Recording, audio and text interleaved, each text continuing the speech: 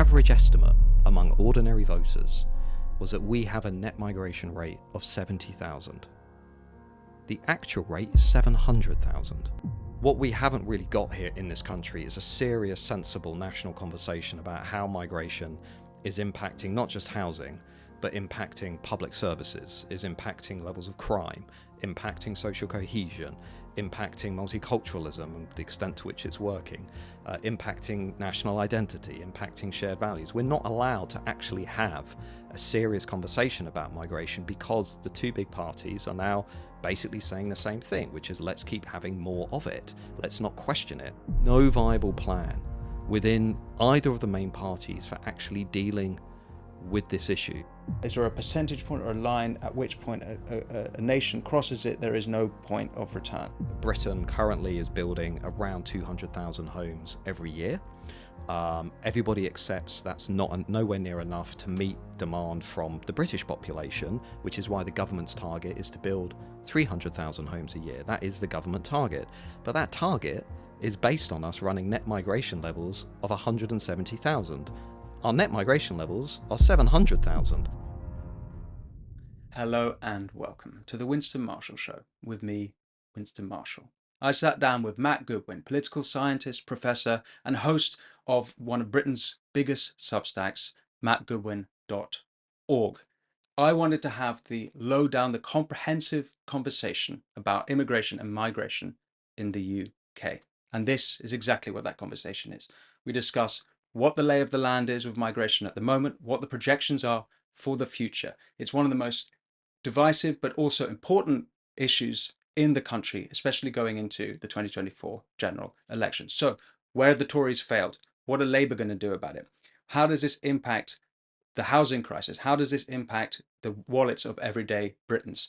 What are the impacts of the future of British culture? And what does it mean for Britain going forward? We discuss all of this and much, much more.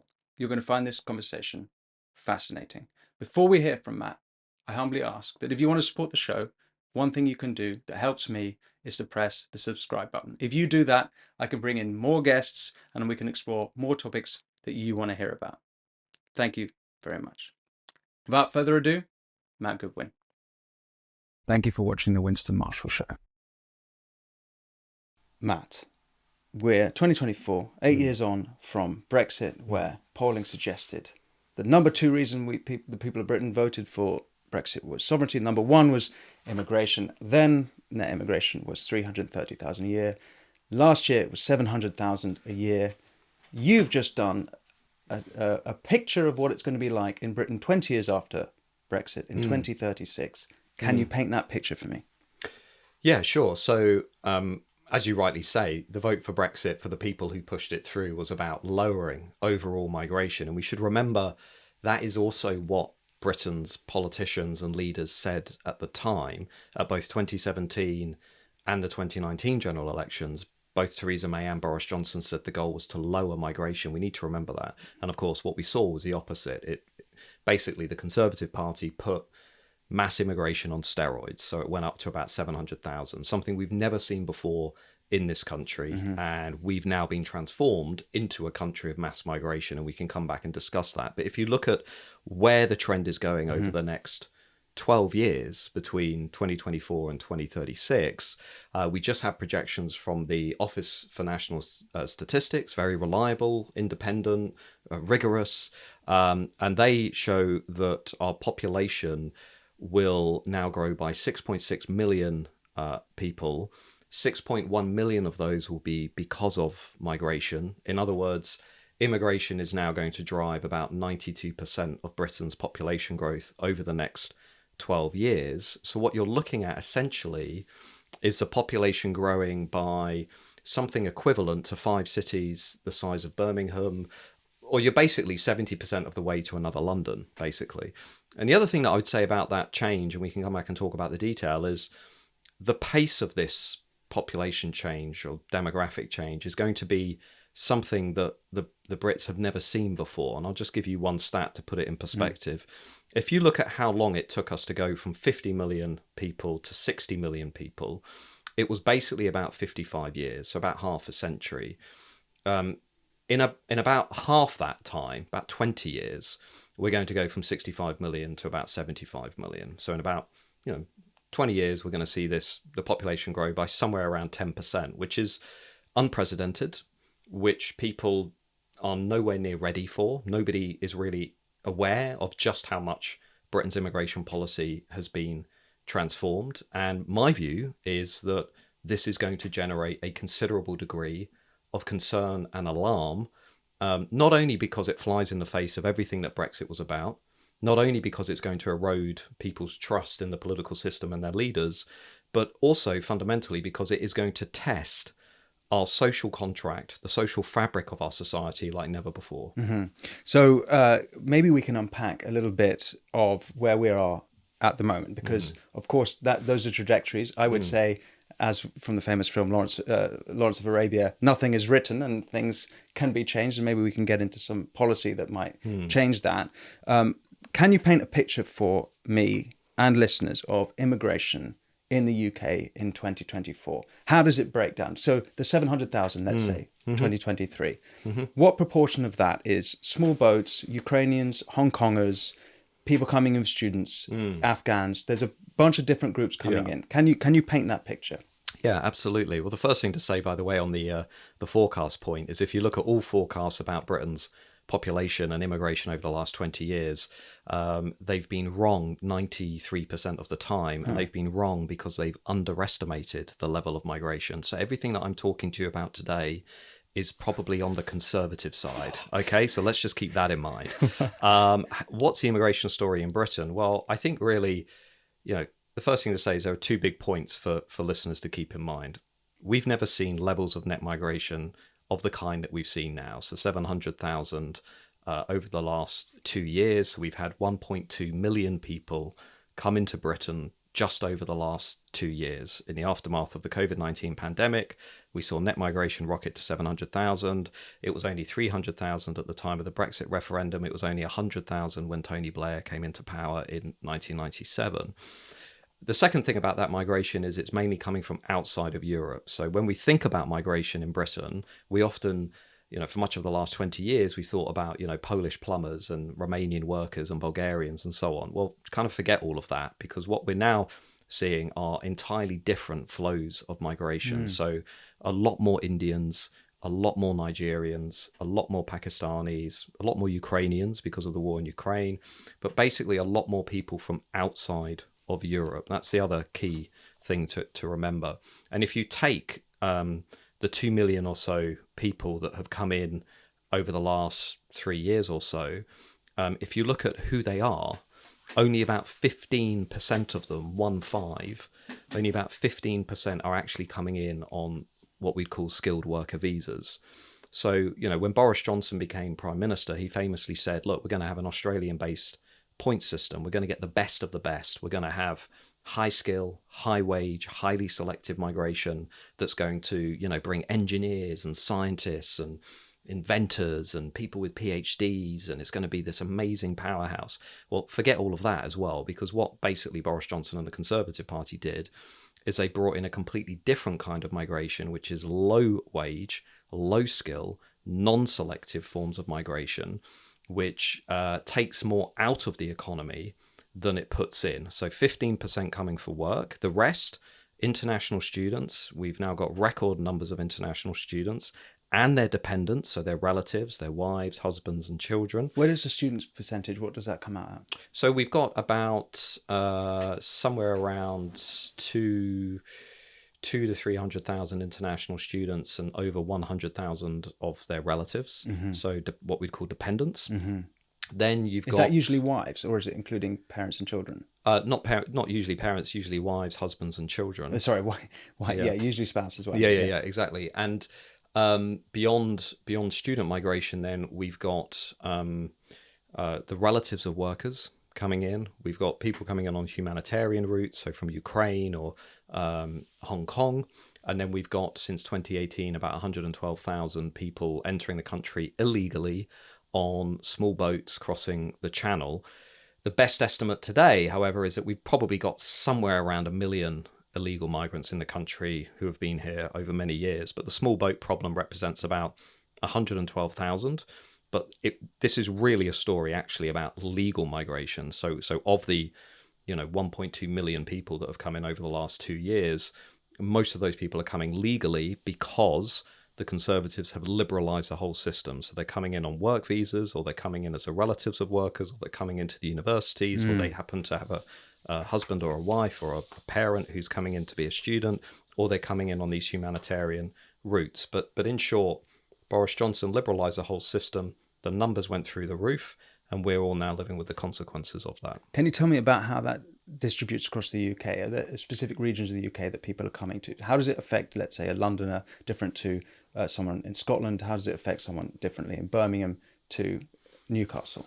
Yeah, I mean, historically, migration is always centred on the big cities, particularly London. But it's also now increasingly flowing out of the big cities into, smaller towns, university towns, because we've got a lot more international students. And you're feeling and witnessing the rapid change in migration in lots of areas of the country where, historically you might not have come across much migration at all. The university story, to me, being a university academic, is the most revealing. And it also tells us just how the system's changed. So there'll be lots of people listening to this saying, well, hang on, Matt, what's the problem with international student migration? Don't we want lots of people coming in to go to Oxford and Cambridge and the prestigious Russell Group institutions because they're doing PhDs and they're going to become scientists and they're going to stay in the country? That's a nice vision of what international student migration is. And it's a vision that's shaped by many of the people who write about immigration in the newspapers, or they study it at universities, because their experience of student migration is exactly that. It's what they witness at these good universities. The problem is, what we now have is a very different kind of student migration, which is people going into non-elite, non-prestigious universities, second, third tier universities. They're often coming to do 1-year MA programs, maybe 18-month MA programs. Once they're in. So they've got the right to work. There's no salary threshold. There's no skill threshold. They can work, do whatever they want, and they can stay in the country beyond their period of study. Hang on, I thought there was a salary threshold. Didn't Rishi just bring in a new law that upped the... For skilled workers, but not for international students. So what we're doing basically is we are creating what has been called the Deliveroo economy. So we're encouraging lots of low-skill, low-wage migrant workers, some of whom are studying at university, many of whom, by the way, drop out of their study because they're using that degree to get into the country, and then they basically stay in the country. Not all of them, but some of them. And we're kind of perpetuating this economic problem that we have, which is an economy that isn't really now built around encouraging high-skill, high-wage migration, but low-skill, low-wage migration. And look, the bottom line is, if you actually look at the academic research on what's happening, not just in Britain, but across Europe, the basic problem here is Britain is now encouraging the exact kind of migration, low skill, low wage migration from outside of Europe, which has consistently been shown by studies in the Netherlands, in Sweden, in Denmark and elsewhere, to take more out of the national economy than to put in. And this is the key issue. So when we talk about the economics of this new migration, the evidence to suggest that it should be driving GDP per head just isn't there. It's not a good form of migration. I want to get into the economics, but there's just a couple of things I think in just painting the picture. Firstly, it's that I think it's important to think about the British birth rate and demography, generally speaking, of Britain, because that's the context in which these people are moving to Britain. So and also the falling birth rate. And I wondered if what you could add to me in terms of painting that picture of Britain. Yeah, so if you look at the replacement rate is 2.1. We've not been over that since the 1970s. We're currently hovering at about 1.5. So what has happened over the last 20 years is immigration has become the main driver of population growth, not what demographers would call natural change, just people, having kids. Some people dying, other people having more kids and so on. So natural change is no longer the driver of Britain's population growth. Immigration is. And you can see that reflected in a number of different stats that are coming through in the data. So for example, if you look at schools and you look at the percentage, if you look at the number of schools where white British kids are now a minority, it's coming up to about 23%. And if you look at the share of schools where lots of kids are not even able to speak English. The numbers have doubled over the last 10, 20 years. So these are little... That would be mainly London and, let's say, the big yeah, cities, yeah, Birmingham, but Manchester. these are indications of what's coming. So this is the sort of beginning of this migration wave, if you like. So what's happening is among the British population, the birth rate is nowhere near replacement, but among many of the migrant communities and people who are coming over, the birth rate is much higher. So, for example, among British Muslim communities, it's closer to 2. I think just actually a little bit above that. And if you look at Europe as a whole, among, for example, non-Muslim Europeans, the birth rate is 1.5. Among Muslims in Europe, it's 2.5. So, what we're seeing in Britain is sort of reflected in the European story. So low birth rates among the native population, and then much higher birth rates among minority and migrant communities, who also, by the way, are younger anyway. So that pace of change is going to accelerate as we go forward. Can you just elaborate a little bit for me on the European view? Like, if we can zoom out a little bit to the macro, what's going on in Europe for the context of migration in the UK? Yeah, so I would view immigration in Britain as part of the broader demographic challenge and migration challenge that's facing Europe. So we're seeing a large influx of people, typically from sub-Saharan Africa, the Middle East, elsewhere in the world, who are often entering Europe either on humanitarian routes or simply illegally, and who are pressuring European borders, European solidarity, social cohesion.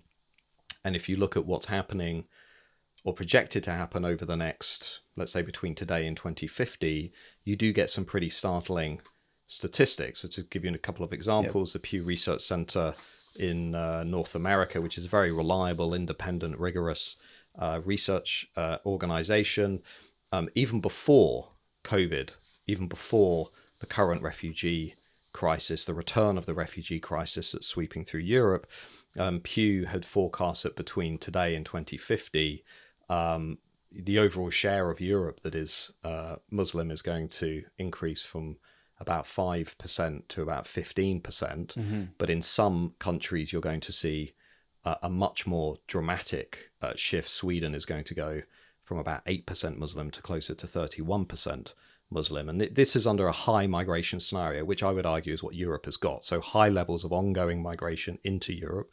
France will be about, I think, 20%, Germany about 20%. The UK will see a threefold increase as well. And that's not to pick out one group. It's just to say that if you look at the migration flows into Europe, much of the migration now is coming from places, Afghanistan and Eritrea, North Africa, Sub-Saharan Africa, and so on. So we are likely to see not just more migration, but more religiously, culturally, identity distinctive forms of migration, if that makes sense. And I think that's going to pressure Europe in a big way. And we're already seeing the political effects of that when you look at the ongoing rise of people like Geert Wilders in the Netherlands, Marine Le Pen in France, Giorgia Meloni in Italy. I've been looking at national populist parties for 20 years. They're stronger than they've ever been. And why is that? Because of the politics of migration, because lots of Europeans, understandably, are getting very nervous and anxious about the pace and the scale of this change, and also the capacity of their countries to actually integrate newcomers. Progressives listening might think, okay, there's a bunch of people from outside Europe, coming to the UK, the increase in Muslim population, they might not see any problem in that. So I guess one important conversation to have is the trade-offs. What are the downsides of immigration? And you've suggested that we'll get to the cultural stuff, but let's start with the economics, because this is, I think, very black and white, and there's perhaps a lot to it. You've made the link between the problems of immigration to the UK and the housing crisis.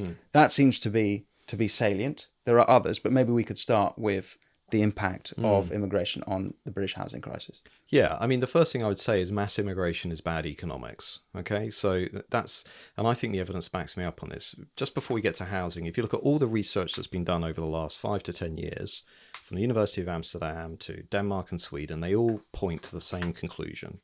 Relying on low-wage, low-skill migration from outside of Europe is a net fiscal cost, not a net benefit to Western economies. Break Now, that down for me. so, well, what I mean is that most people who are coming in are taking more out of the economy than they're contributing, because typically they're not working in high-skilled jobs. They're not generating lots of tax revenue. They've probably got more children, which means they're more of a burden on schools and the NHS and so on. In Britain, for example, for every child that goes through a primary school, it's about £6,000 a year.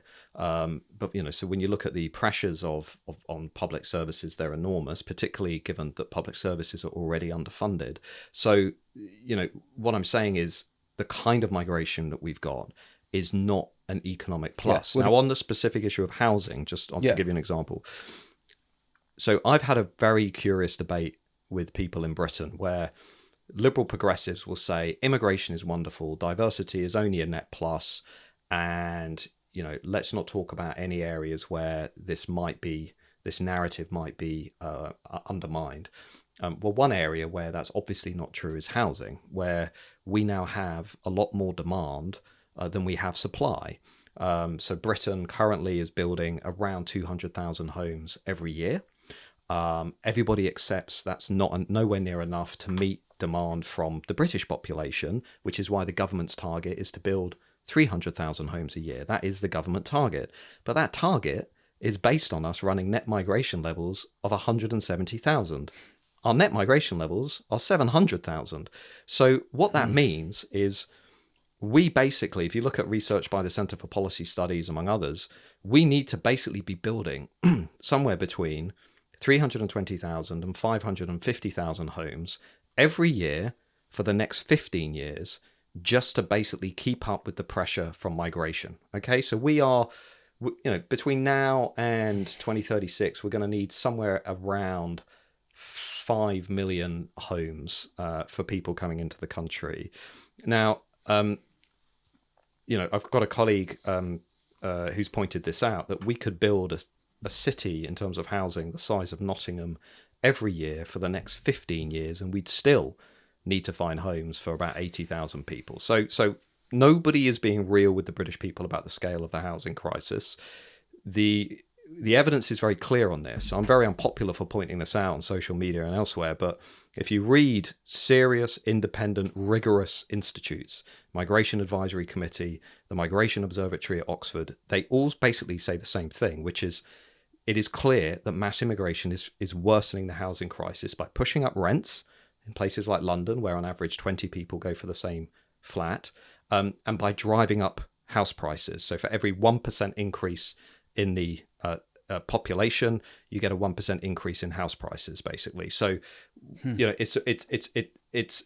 evidence, I think, is clear. And then when you get to the most needy people in society, people who really do need help through social housing, the vast majority of social housing in London, lots of social housing in London, I should say, is going to people who are not even born in Britain. So if you look, for example, at the stats in London, around about half of social housing in London is going to people who weren't born in Britain. About 70% of Somali families in London are in social housing, to give you one stat. And so imagine what this looks like if you're in your 20s or your 30s and you're a young professional. Let's say you're a British kid, you've played by the rules, you've gone to university, you've got a degree, you've come into Westminster, you're working, in politics or a professional company, you're paying, let's say, £1,000 a month to live in a pretty rubbish flat where you're probably living next to some dubious characters in a neighbourhood that's pretty depressing and declining on the periphery of London. You've got to get up in the morning, take the train into town. You've got to go past all this nice social housing in more affluent neighbourhoods, which turns out isn't actually being lived in by people who are British, and that's gonna suck for a lot of young British graduates. In fact, I work with a lot of young British graduates, and I know that's exactly how they feel. And what we haven't really got here in this country is a serious, sensible national conversation about how migration is impacting not just housing, but impacting public services, is impacting levels of crime, impacting social cohesion, impacting multiculturalism and the extent to which it's working, impacting national identity, impacting shared values. We're not allowed to actually have a serious conversation about migration because the two big parties are now basically saying the same thing, which is let's keep having more of it. Let's not question it. Let's keep having more of it. Now, why do they say that? Because they, firstly, on the left, it's about virtue signaling and moral righteousness. But for conservatives, it is fundamentally about supplying the economy with lots of bodies to keep big business happy, to keep migrant labor as cheap as possible, to keep profits and consumption high. And then what happens as we sit here in early 2024? Well, we get the economic data, which says, well, after 20 years of mass migration, Britain's in recession. But more importantly than that, our GDP per head numbers, meaning productivity per person, are dismal. And they have been dismal for a long period of time. Now, all the British people are told is mass migration equals good economy, right? So have more migration, you get a better economy, you get better public services. Clearly, that is not happening. What we've had is 20 years of mass migration. We have a weak economy, which is not growing, not productive, not innovative. We remove any incentive for companies to invest in British kids or British workers and all of that. And we just go round and round in this Ponzi scheme. And everybody's too scared to call it out, and everybody is too scared to challenge it, even though the evidence is quite clear. Mass immigration is bad economics.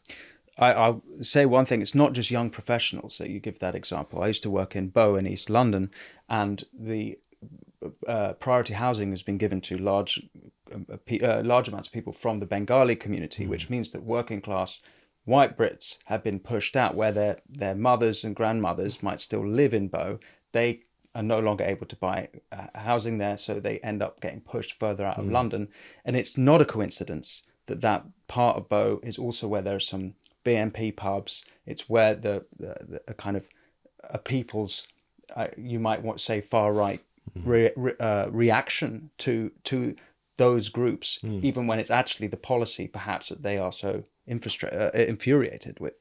Well, they should be frustrated with the policy because it's completely ridiculous. I do have a very clear and strong view on this, which is that it is the job of the nation state fundamentally to prioritize the people who have contributed to that nation state over a long period of time. That is one of my founding principles in my personal politics. So when we have a system whereby we're able to find housing for senior lieutenants in Hamas, as an example, who are living in North London and were living in social housing, then got access to right to buy, and we've got British kids struggling to get onto the housing ladder, we need to talk about that as a society, and we need to talk about how is it that we created a politics that even made that possible, and why are we not allowed to talk about it? Or at least when we do talk about it, why are we often talking about it outside of the mainstream public square? And I think many people are, I hope, beginning to see that this link between mass migration and housing is a very, very troubling one.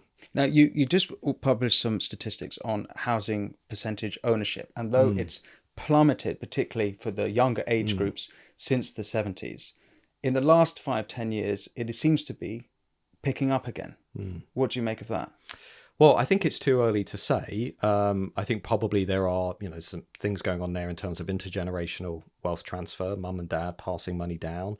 We had a number of schemes during COVID. We changed stamp duty and things like that, which probably encouraged people into the housing market. We're certainly not building anywhere near enough housing to accommodate for that slight uptick. But basically, if you're between 18 and 40 compared to your predecessors in past generations, you've been screwed. Basically, you are not on the housing ladder, and until you inherit some housing or you inherit some wealth in order to get onto that housing ladder, you are going to be having a very difficult time indeed. And I think the evidence on that is pretty clear. That also goes some way, I think, to explaining why only 10% of Zoomers from Gen Z and only about, I think, 15-20% of millennials are planning to vote for the Conservative Party, because, they're looking at a party that has essentially chosen, again, after Brexit, to prioritise mass migration over fixing these long-term problems within British society. Housing is one, the NHS is another, social care is another, universities is another. Consistently in all of these issues, right, mass immigration is used as a sticking plaster to cover the deeper problems and challenges that we face as a society. We are never going to have, look, let's be blunt, You can have mass immigration, or you can have available, affordable housing. You can't have both. It's the same with the NHS. But I would say that there's one classic rejoinder on the issue of the NHS, which is that more than 17% of the NHS are workers from overseas. That amounts to 264,000 people. So it is not unfair to say that actually we need immigrants, or the NHS certainly needs immigrants. Well, I think we need some immigrant workers in the NHS, but I think I think those numbers also reflect some very bad policy choices that we've made as a society. And one example is how we've capped the number of British kids who can train and become doctors and medical professionals in the NHS. We've never expanded seriously the number of available places for British kids to enter the NHS. We've always kept the numbers down. Why? Because it's expensive to train people to go into the NHS. So what we've done is a moral choice, basically, but what we've done is we've said it's easier to recruit cheaper workers, cheaper doctors, cheaper nurses from abroad. We've taken them away from countries that I would argue need them more than we do in some respects. And we said this is a choice. It's easier to do this than actually train British kids to do these jobs. And I think that too, again, reflects the way in which migration is used as a short-term fix to avoid dealing with longer-term problems. It's exactly the same in social care. Rather than pay people more money, rather than reform the social care system to encourage, more Brits to go into it, including, by the way, the 500,000 Brits that we've got currently losing dignity and meaning in the welfare system, rather than raise wages, improve conditions, it's easier to import cheap workers again from abroad, and their relatives, by the way. So that also has been driving net migration upwards, because we're not actually making any of the tough decisions. And the Conservatives are partly to blame for this, but the Labour Party, under Tony Blair, also made similar decisions. We are now hooked. We're like a drug addict. I mean, we are hooked on mass migration because we are too terrified or unable to think about how we might fix these long-term structural problems in a more interesting, innovative, and I would also add moral way. Listen, we're going to go into, I want to hear what the Matt Goodwin policy ideas are to deal with those. But before we do, I don't think we've fully really mapped out the scale of the situation and the issue. Let's talk about the cultural impact of immigration. So Sadiq Khan is constantly saying diversity is our greatest strength. I'm quite old-fashioned, and I happen to think that unity is our greatest strength. We are a nation now which is successfully multi-ethnic, I would say unsuccessfully multicultural. What are the cultural impacts of immigration? Well, mass migration of the sort that we are currently living through is leading to a rapid growth or proliferation in the number of languages, identities, cultural practices and beliefs within our society. So the question then becomes, how do you unify people around a common national story, around a shared identity, around a shared sense of values, a shared sense of history, a shared sense of purpose? I would actually disagree with Sadiq Khan. I think, diversity is our strength. To say that a country is welcoming of diversity is fine, but to say that diversity is the bedrock of who we are, of our national identity, is like saying we have no real identity of our own. And many people in this country feel very strongly about the fact that we do have a distinctive history. We have a distinctive identity. We have a distinctive set of values. We have a distinctive way of life that can be traced back over thousands of years. And they do not want to simply reshape that, all of that, around these universal liberal platitudes like diversity is our strength. And this is an important point about multiculturalism. So when people say multiculturalism has failed, which David Cameron and Angela Merkel and Nicolas Sarkozy said 10 years ago, more than 10 years ago, and they were absolutely right to say it then, and Suella Braverman was absolutely right to say it more recently. Although and what's interesting was the reaction to those moments. Yeah, quite. So 14 years ago, people said, you know what, actually, against the backdrop of Islamist terrorist plots, riots, etc., you've got a point. Something's not right here. In 2024, 2023, we weren't even able to have that conversation, everybody just shut it down. How dare you say multiculturalism has failed? Now, be clear, what Suella Braverman was saying was not our multi-ethnic society has failed. What she was saying was the policy of multiculturalism has failed. Why has it failed? Because it is a policy framework that prioritizes group difference over commonality. It incentivizes minority groups to retain and promote their distinctive identities, religions, cultural practices at the expense of integration. And it's even worse than that. What we're living through is not just a broken model of multiculturalism, but what we might call asymmetrical multiculturalism. Let me just unpack that. It's an important point. If you're part of the majority group, what you have to do now, according to the sort of new ruling class, the new elite who rule over us, is you either have to not talk about your identity, your history, your culture, who you are, or if you do have to talk about those things, they really need to be reshaped around these universal liberal themes of diversity, multiculturalism. You see it at every major sporting tournament, right? We're kind of incapable of talking about what is it that makes Britain so wonderful. We have to actually reduce everything to this kind of story about multiculturalism and story about diversity. That is an example of asymmetrical multiculturalism. What we say to the majority is you are not allowed to promote and celebrate your identity and your history and your values. Even worse, what we say through things like critical race theory and so on, what we're teaching kids in school is you should actually view that as a source of shame and embarrassment. There is something wrong about being British or English or from the West. And we've had these debates for many years. I don't need to rehash them, but they're very visible in schools where we're now actively teaching kids more about what's wrong with our history than what we got right. So the majority are told, look, your identity is problematic. At best, you have to reshape it around universal themes. Minorities, on the other hand, are told to celebrate, to promote their identity, to protect their identity. Tell us about your wonderful heritage. Tell us about your wonderful history. Tell us about your wonderful values. Oh, that's different. That's novel. Tell us about it. Now, where that leads us is towards a very fragile, divisive place where a much larger number of people feel unable to talk about who they are, and minorities are increasingly emboldened not to sort of integrate into wider society, but to retain their own identity. And what worries me here is, as we saw in the aftermath of October 7th, is what you then are doing is you're creating a lot more room for radical Islamists, for extremists, in alliance with the kind of radical left who are saying, look, identity politics is the way forward. Embrace your identity. Tell us why you're different. Tell us what's wrong with the West.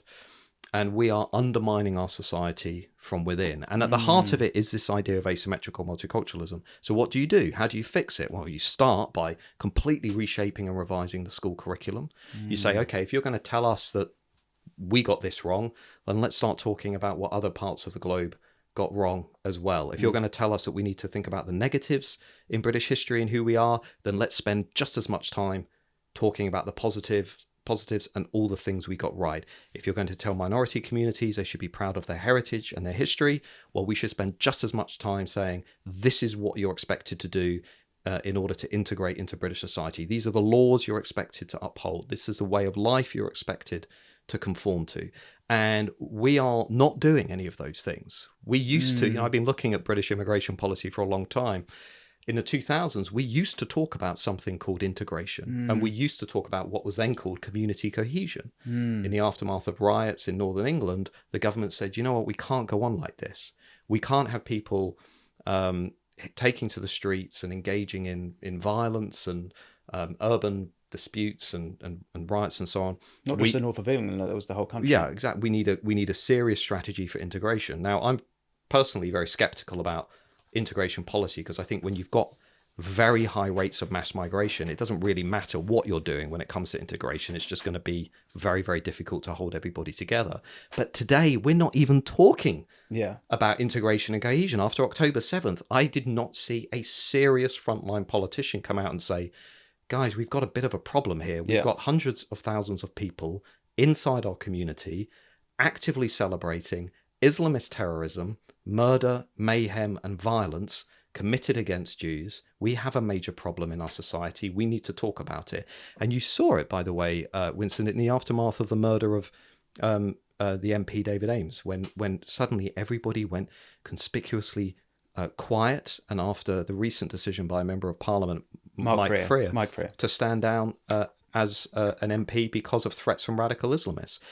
The failures of multiculturalism are staring us in the face, but no frontline politician is apparently able to stand up and say, we need to completely reshape how we deal with this. I find you've made a very interesting observation there, looking at how Suella Braverman, how she's treated now for criticising multiculturalism, but David Cameron did the same 10 years ago, and as did Angela Merkel. And look at the change in the reaction to that. And you see the same with what's happened to Freer, David Amos. If you rewind back to the 7/7 bombings, the reaction was, okay, well, at least we acknowledged that we had an Islamist problem.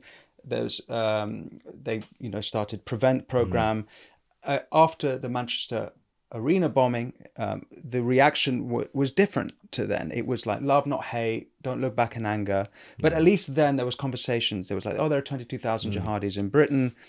At least there was some conversation. Now that's gone. Yeah, I don't think it's like we've made it politically incorrect. The politically incorrectness has only increased in that decade. Why is that? The answer is because the left has radicalized. That's the answer. So the left-leaning graduate class has radicalized over the last 15 years, and they also dominate the institutions. So what has happened is they've imposed the new religion, which is diversity.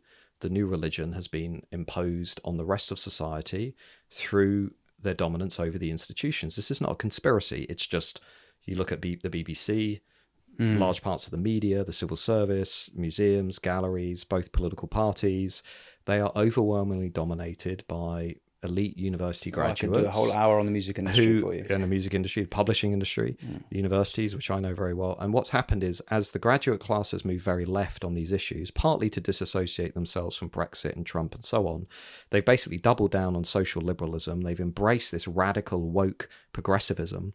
That's now become a really important part of who they are, how they see themselves. They have to do the Sadiq Khan thing. They have to shout, hey, Black Lives Matter.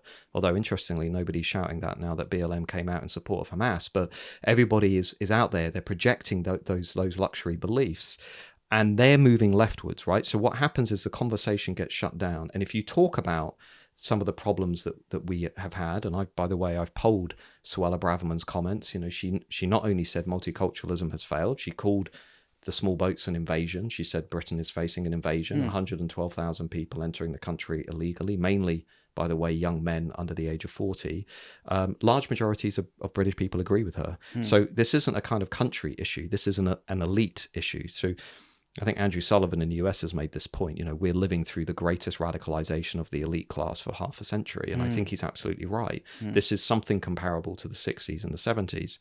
And as the elite class are drifting away from everybody else, they're projecting those luxury beliefs on ordinary people. They're advocating beliefs that bring them no costs, that bring them more status from other elites, but which impose enormous costs on everybody else. Mass migration is one of them.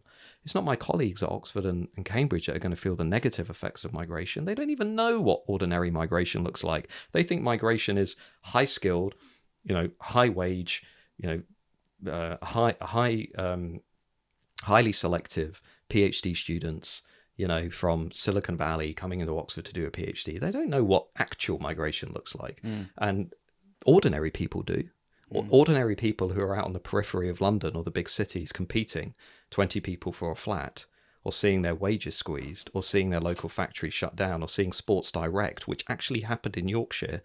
Sports Direct basically sacked a load of people and then brought in busloads of migrant workers because it was cheaper. These are things that... Really? Yeah, these are things that are actually happening. Labour MPs have written about exactly all of those issues that have happened in Yorkshire and elsewhere. Ordinary people know what mass migration means. The elite class instead are using it to project their luxury beliefs. And this is where eventually something will crack. And we're already seeing, the rise of the Reform Party in British politics, the rise of national populists elsewhere in Europe. And this is a symptom of the masses rebelling against this policy. And it is a very conscious policy, right? This is an important point people forget. They think, oh, this is inevitable.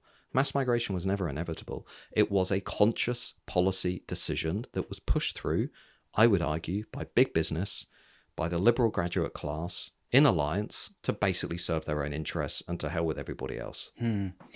You mentioned the October 7th massacre and the reaction on the streets of Britain. Obviously, we're in London every week since. There have been marches through the streets of central London. And there's just been a report from the Community Security Trust that anti-Semitism, there have been 4,103 anti-Semitic incidents in the UK in 2023, the vast majority coming after October 7th. And the previous annual record had been 2,261. So a mass increase. Do you think the anti-Semitism is an immigrant problem, as you sort of suggested, or is it a British problem? And I would say I have seen just as many white British people partaking in that anti-Semitism as I have seen non-white people. Yeah. The first thing to say is that in the aftermath of October 7th, I cannot recall a time in my life when I've been more ashamed, actually, to live in Britain. The reaction, in particular from our mainstream media, our national broadcaster, the BBC, falling over itself, not to describe Hamas as a terrorist group, I thought was appalling. And I said so on the BBC at the time, and I've not been invited back on since. But I feel very strongly that we should be showing as much solidarity and support for British Jews and Jews around the world as much as we can. Because what's happening clearly is we have what I've called a toxic combination of a radicalizing cultural left, which is imposing this identity politics on our institutions, which views Jews and the majority white group more generally as the oppressors, and everybody else is a kind of morally righteous victim, in alliance with the growing number of radical extremist Islamists who are living and working in British society. And the numbers, I'm afraid, are not actually that small at all. We have tens of thousands of people living in Britain, living among us, who clearly don't share our values, who don't share our way of life, who openly say, by the way, in large-scale surveys and polls, that they don't really want to integrate into British society. Ed Hussein wrote a really good book on this, made a really strong impression on me, actually, among the mosques, where he turned up spontaneously at a number of, I think, about 100 or so mosques in Britain, and he just turned up without any notice, and he then wrote about his experience. And he said, it was very open in that book, he said, we have a serious problem in this society where we have open calls for segregation, for Islamist violence. He makes the point that you can be a young British Muslim and you can spend your entire day surrounded by, let's say, the religion and the culture of Islam and have no meaningful interaction with the rest of society. We know many of these areas are highly segregated. We've seen that. I mean, I spent much of my career in northern England, in towns like Rochdale and Rotherham and Oldham and Burnley and Bradford, and then when I see national commentators, liberal commentators saying, well, the aftermath of October 7th doesn't tell us anything about multiculturalism because this is about, student radicals from the 1960s. We've always had a anti-Semitism among these kind of left radicals. Is just a woeful response to what is actually going on. What we are seeing, I think, is the collision of these two. It's not either or. It's both the radical left enabling and emboldening radical Islamists who are given a free pass to go on these marches, to say these horrific things, to engage in anti-Semitism, and the reaction of our country to October 7th. I've personally found it completely appalling and abhorrent. I want Hamas supporters, if they are not, if we have foreign nationals voicing support for Hamas or glorifying Islamist terrorism, I want them out of the country, as do 75% of ordinary Brits. I've polled them on this. If a foreign national glorifies Islamist terrorism, should they be removed from the country? Most Brits, 3/4, say absolutely. And so too, by the way, do they say that about foreign nationals who commit crimes, like Abdul Azidi, the guy who Manchester Arena bombing? Abdul Azidi was the guy who threw acid over a young mum and two children. The Liverpool bomber, Manchester, the family connected to the Manchester bombing. We're at drawing a line in the sand time. Yeah. And if you're a foreign national and you're committing crimes or you're glorifying Islamist terrorism, you should be removed from the country. And I think you're either going to draw that line now, or we're going to continue to sink into this complete and utter ridiculous situation. So let's talk just on deportation then, because there's a lot of that word has been going around, and it's easy enough to apply when it's foreign nationals. But then let's take the example of Salman Abedi, the Manchester Arena bombing, who was a British citizen. It was his father who'd come over from Libya. His father had been involved with a group trying to remove Gaddafi in Libya, but had been linked to jihadis. So it was a banned group in Britain. But Salman Abedi himself was a British citizen. What do you do in that scenario? But in that scenario, he wouldn't have been in the country if we'd actually taken the right action that we should have taken with his older relatives, like the senior Hamas lieutenant, Okay, well, who was given housing in North London and also allowed to participate in the right to buy scheme, meanwhile organising terrorist plots. If somebody is a British citizen, I'm very, very uneasy, and I would say opposed to the idea of deportation. But if somebody is a foreign national who is committing crimes and has complete disregard for upholding our way of life and the rule of law, then we should be doing whatever possible to remove those individuals from the country. We have tried to do that. That has been blocked mainly by our membership of the European Convention on Human Rights, mainly by what we might call the charity industrial complex that kicks into gear whenever we try and remove a rapist or a murderer or a Class A drug dealer from the country, as we almost did with a flight, I think a year or two ago. And that was blocked by the courts. Now, most Brits think this is absolutely ridiculous. My interpretation of taking back control was leaving any convention, international obligation that we have that prevents us from genuinely controlling who comes in and out of the country. If we'd actually been able to do that, Abdul Azidi, as one example, who entered Britain illegally, who applied for asylum twice, was rejected twice, went on to commit a sexual offence, a serious sexual offence, then applied for asylum for a third time, was given asylum because a priest signed off on the request saying that he converted to Christianity. Well, then he wouldn't have gone on and thrown acid over a mother and two kids if we'd actually had an asylum system that works. Here's just one stat, okay? We mentioned earlier on people coming over on the small boats. We've had 112,000 people since 2018. We have removed 1.3% of those people from the country. That 1.3%, okay? And most of those were Albanians, okay? We have not come close to dealing with the illegal migration issue because we are stuck in a legal quagmire. We are stuck in a sort of charity industrial complex that we cannot seem to cut ourselves off from. And this will only get worse under a Labour government, maybe two Labour governments. Let's see what happens. There is no viable plan within either of the main parties for actually dealing with this issue of illegal migration and exiting the ECHR, which we need to do, and reform the Human Rights Act and the Equalities Act so we can genuinely control who is in the country and who isn't. Because underlying this, Winston, is a really important principle. We either prioritise the safety and the security of British people, or we prioritise the rights of illegal migrants. I'm with the British people. That's the choice I've made. That's a principle in my personal politics. But I think many people out there can sense the opposite is true. And they're right to think that way because we do have an asylum system that's completely broken. Yeah. So look, seeing as we're on this topic, I want to know what the Matt Goodwin policies are. Yeah. Deport foreign nationals who commit crimes. Leave the ECHR, which has blocked the Rwanda deal. Did you support the Rwanda deal? I support the Rwanda deal. I still support the Rwanda deal. So, by the way, does everybody, well, I wouldn't say everybody, but many important people within the security services who understand the nature of the problem. So you've got Rishi Sunak, Boris Johnson as well, saying, look, the only way you're going to solve the illegal migration problem is by having an active deterrent. Okay, you can have as many security vessels and police vessels and surveillance vessels in the channel. You can be smashing the gangs all day long in northern France. But it's like whack-a-mole. Every time you remove one, another one pops up, right? Because it's not hard to get a dinghy and a torch and a few life jackets, and there you go, right?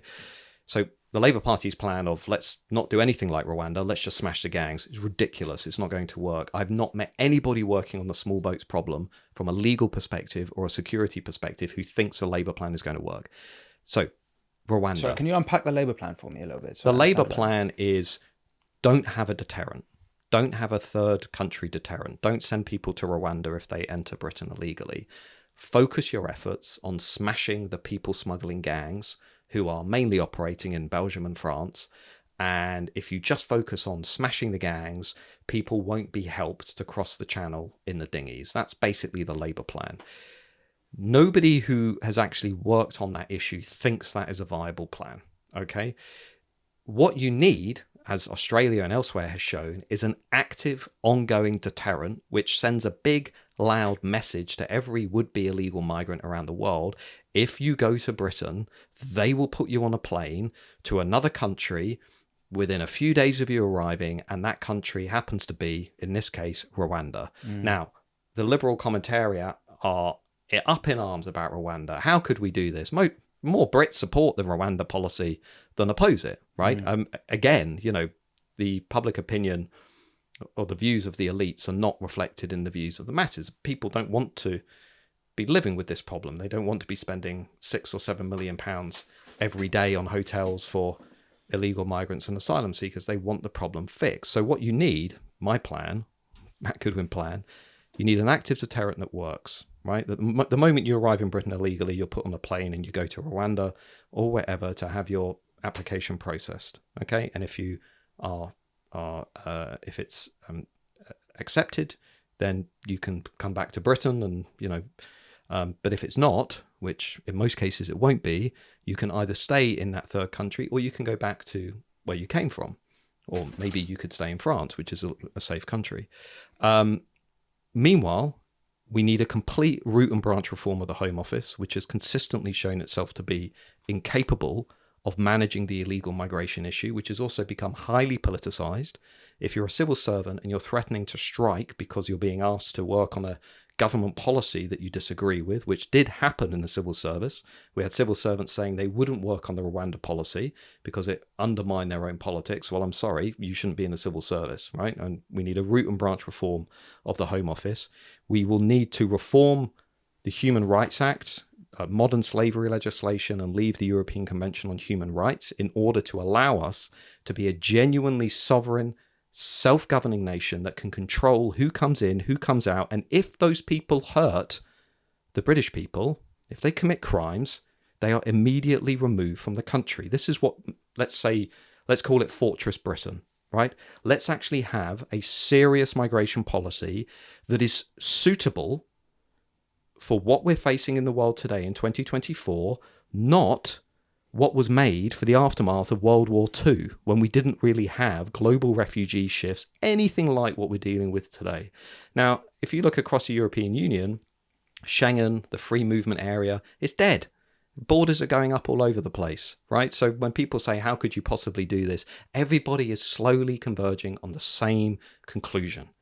Europe is going to need a lot of third country deterrence. It's going to need stronger borders. It's going to need stronger leaders who are actually serious about protecting people within their countries. And we're going to need, on top of all of that, a much more serious response to how we're going to manage newcomers within our society. Sweden is probably the best example of this.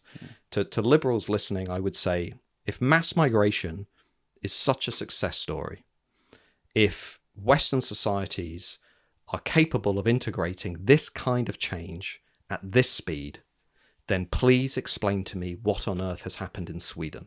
That's my challenge to any liberal listening to this podcast, because I've been to Sweden and I've met people on the left and the right and in the center, and I've yet to meet somebody who doesn't say to me, our experiment with mass migration has been a failure.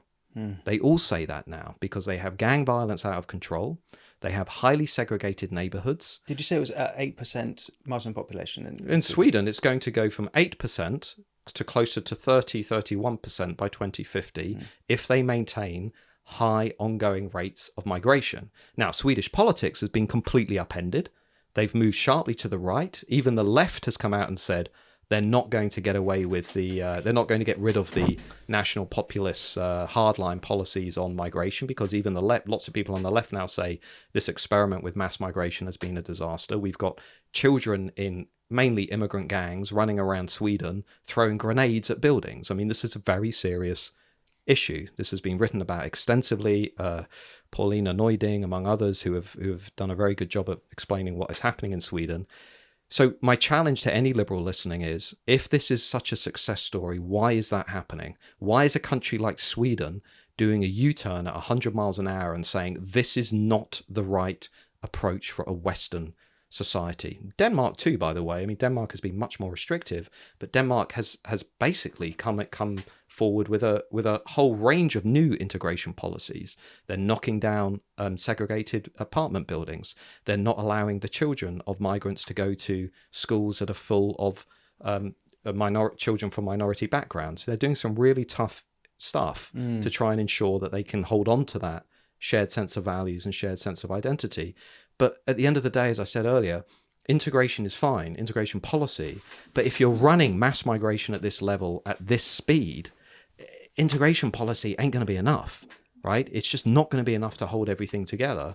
And that's where I get anxious about where Britain is going, not over the next 50 years, but over the next 10 years. You know, as I say, we're not even talking about how we're going to manage this social contract. And last point, most people out there haven't even realized it yet. There was a great study in early 2024, and I asked the Brits, can you estimate what the level of net migration is in the country today? What's your guess? The average estimate among ordinary voters was that we have a net migration rate of 70,000. The actual rate is 700,000. So Joe Bloggs out there hasn't even realized what's happening. You mentioned social contracts, and I want to talk about social cohesion. And as you make the point, we need to talk about borders and migration control before we talk about assimilation and migration, is integration. But I do want to talk about assimilation and integration. It seems like it's an important point. Just when you're talking about Sweden there, I was thinking, and the growth it's going to change in demographics. Do you think, I guess I'm asking as you're a political scientist, is there a certain percentage of a core culture that a nation needs for cohesion? And is there a line, is there a percentage point or a line at which point a nation crosses it, there is no point of return? Well, I mean, I'm not a demographer, so that's probably more of a question for a demographer or a population scholar. What I would say is the kind of change that European societies are going to see between now and 2050 is going to be pretty much unlike anything they've seen before. And it's going to be a kind of migration that is not just going to be economically challenging, but is going to be challenging in terms of religion, in terms of culture, in terms of identity. I think France is a good example here. You can see the way in which their evolving migration story has rapidly now tilted into some very serious debates about national security, Islamist terrorism, of sort of ongoing low-level violence is essentially what we're seeing. The normalization of teachers being beheaded, of serious acts of crime where we sort of shrug our shoulders and say, well, we're kind of used to that now, and we're starting to see that in the UK as well. And I think when you're looking at the kinds of shifts that we're going to see, they're going to be very pronounced. And one of the things that I always come back to is, in essence, you don't need large numbers. What often brings about change are small numbers of highly radical, committed people, right? And whether that's on the radical left, where you get a kind of 15% of radical progressives in Britain, about 15% of Britain is made up of radical progressives. They are utterly committed to their new religion. You only need a few thousand people for a Bolshevik revolution. Right, exactly, yeah. And I think on the other side too, the radical Islamists that are forcing MPs out of office, that are basically, engaging in fraud or leading, child sexual exploitation rings in Northern England and so on. I mean, you only need a small number of people to really make a society feel unsafe, uncaring, dangerous and divisive. And I'm, obviously you can tell, I'm deeply concerned about, it's not actually the pace and scale of the change that we're going to see. I'm more concerned about the complete failure of our leaders to even be honest with people about where we are and what's coming. So on assimilation, integration, if I can talk now a bit more philosophically, how does a liberal country, we're a liberal country, tolerate people who won't tolerate other peoples? And I guess this is one of the cultural questions we have to ask about culture and migration and immigration. And talking about British values. Like you said earlier in this conversation, we don't really talk about what British values are. In fact, British values are kind of shut down and degraded.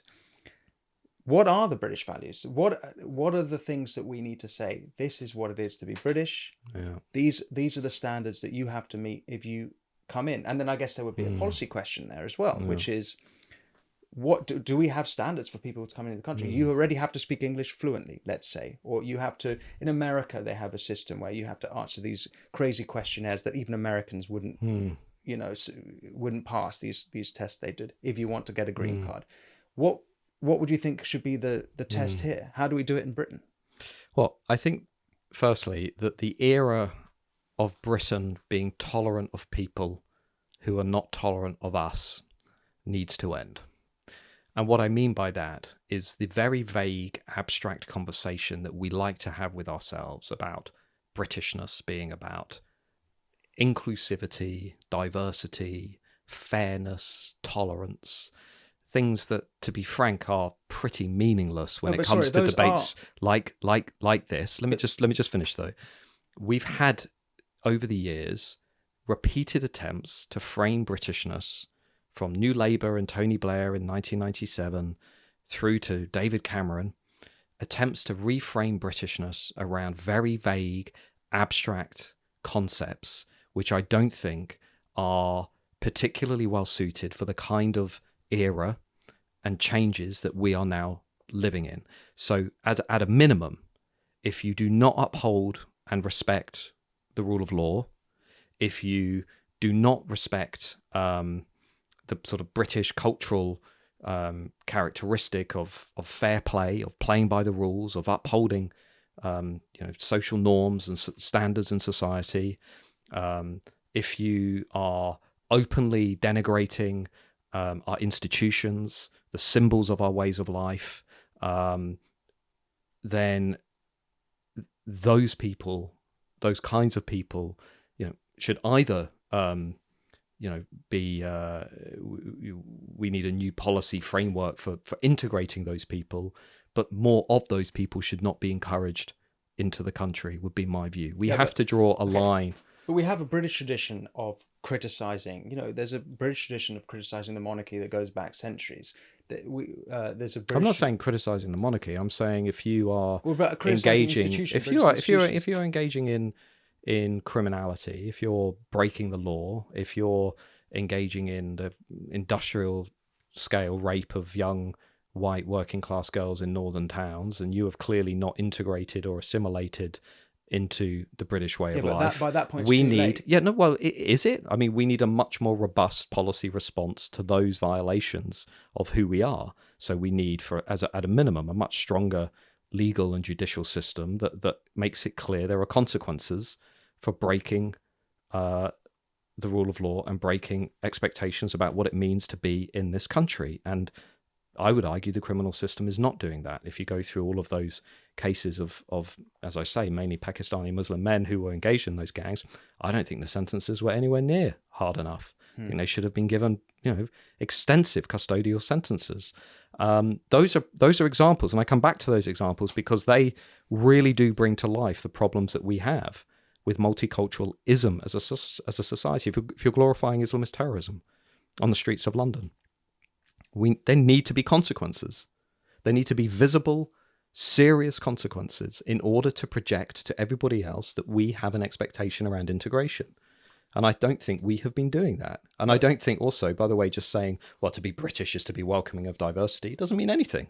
Yeah, but doesn't mean anything isn't at a all. Fundamental British value. Like the liberal, all the liberal tracts and the liberal acts of the 17th century and after the religious wars, and that is fundamental to British values. It's the point is, though, that is not all it is. There's a lot more to it. There's a history, like you mentioned earlier. There's the language that you mentioned. There's a tolerance, but there's not there is a tolerance, but there's not been a tolerance when it comes to violating the rule of law and violating, But the problem then, and this is what Oriana Fallaci called libericide, is you can say, the rule of law, but then if you believe in Sharia law, you can't accept the rule of law because Sharia law will always come before it. But the liberal British policy of tolerance means that we'll accept people into Britain who don't believe in the rule of law. So how do you at the border say, if you don't believe in the rule of law, they'll just say, yeah, whatever, I believe, and I'll come in.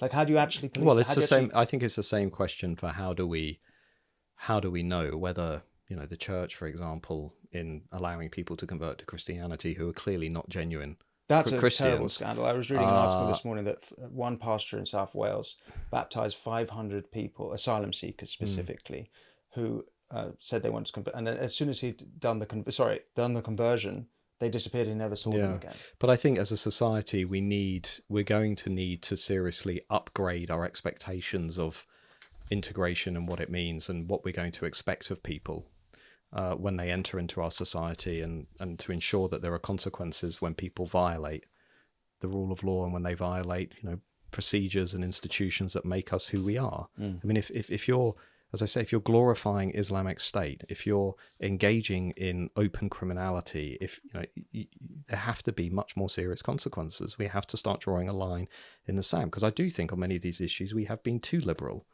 Yes, of course we've always been liberal, but we've not been liberal to the point of allowing people to undermine who we are as a society, as a country. And I think we have lapsed into that now. When we're giving, senior lieutenants in Hamas the ability to operate within here without any consequences, or IS supporters, we've not been anywhere near as tough as we should have been, and now we're facing the consequences of that. One thing I noticed is a guy called Dilly Hussein, I should say, who outspoken, I'd say, has come out very strongly anti-Israel, would be putting it neatly, perhaps, or nicely. But one thing I noticed is that he said that Britain is a secular country, and that's just not true. We're a Christian country, and it might be true that a minority of the country actually are Christian, but our values are Christian values, and I think it's very important to assert that we are a Christian country. Do you think we're a Christian country? Well, we're certainly we are, and we're certainly shaped and influenced by our Christian heritage. But at the same time, I look at large-scale surveys of the population today. Gen Z, Zoomers, 1% identify with the Church of England. 1%. We've never seen that before. We're not practicing, we're not active Christians. Most people would say, on balance, Britain's a Christian country. But the sharp decline of religiosity or Christian faith is very clear in the data. So too, by the way, is a sharp decline in other aspects of Britishness. For example, pride in our national identity among Gen Z has collapsed. Support for the monarchy, a symbol of who we are, right? Whatever your views on the monarchy, it is an important symbol of who we are. Support among Gen Z, much lower than other generations. Look at Israel and Gaza. The views among Gen Z, again, very different from older generations. Now, people might say, well, Matt, that's a cohort effect, and over time they'll change and their views will evolve. Maybe, but there's another view, which is these are the kids that have gone through the primary, secondary, university education system who have been exposed to a very openly political view of the world. And we don't know what's going to happen in the years ahead, but we can see that Gen Z are more left-wing than any generation in the past in our recorded history. We've never had an age divide in politics like we've got today, where only 8% of Gen Z are planning to vote Conservative. We didn't have that in the 70s, the 80s, and 90s. This is new. We don't know where that's going. And I think partly, religion plays into that as well. And more fundamentally, it plays into the deeper question of who are we? I mean, if we're not an openly, actively Christian country, or a country that is proud of who we are, proud of our institutions, then what are we? What is actually going to hang us together? We're going to need a lot more than, hey, diversity is our strength. That's going to be our unifying thread. That's not going to be sustainable. That's not going to be enough of a story to hold all the disparate parts together. We're struggling even to hold the union together, never mind holding together a rapidly diversifying society along ethnic, racial, sexual, gender lines, right? It's going to be very, very difficult to do all of that. Let's talk about, we've already covered some of the Tories' failures, but just specifically on immigration. On immigration and the Tories. This is important numbers that need to be stated. We're spending the taxpayer is spending £7 million a day. That's approximately 5.6 million a day on providing hotel accommodation for asylum seekers, and a further 1.2 million a day is spent providing accommodation for Afghan refugees. Specifically, the Bibi Stockholm fiasco, despite being a PR triumph for the Tories, I'm being sarcastic in case that wasn't clear, it cost the taxpayer £22 million. It's they've only got themselves to blame. We can say, oh, it's a failure of Christianity. No, the reason they're not voting Conservative is because from every angle you look at it, the Tories have absolutely fucked up. Yeah, I mean, I hate the Tories now. I mean, I used to be pretty supportive of the Conservatives. It's actually worse than those numbers. We are spending more on our broken asylum system than we are spending on levelling up all of northern England. Okay, if you look at the money that we're sending into small towns, to areas in Yorkshire, the northeast, and northwest, this was the signature policy after Brexit. We were going to level up the regions. We're now spending more, about £4 billion a year, on our broken asylum system than we're spending on levelling up those northern towns. Now, why is this? Well, the answer is the Conservatives basically put the pedal down on mass immigration. They liberalised the entire system. Boris Johnson was a bohemian liberal. He was not a conservative. He even removed the requirement for British companies to advertise jobs in Britain before they advertise them overseas. He opened up the university system to basically a massive Ponzi scheme that allows people from India, Nigeria, and China to come over for a year to then get access to the labour market and then basically stay. The whole economy basically has been completely shafted by the Conservative Party's inability to understand what Brexit was all about. Most people who voted for Brexit want migration, net migration, to be around 100,000 a year, right? Most Brits say, yeah, we need some immigration, and I'm one of them. We need some immigration for the NHS, for social care, for the economy, probably somewhere around 50,000 to 100,000, right?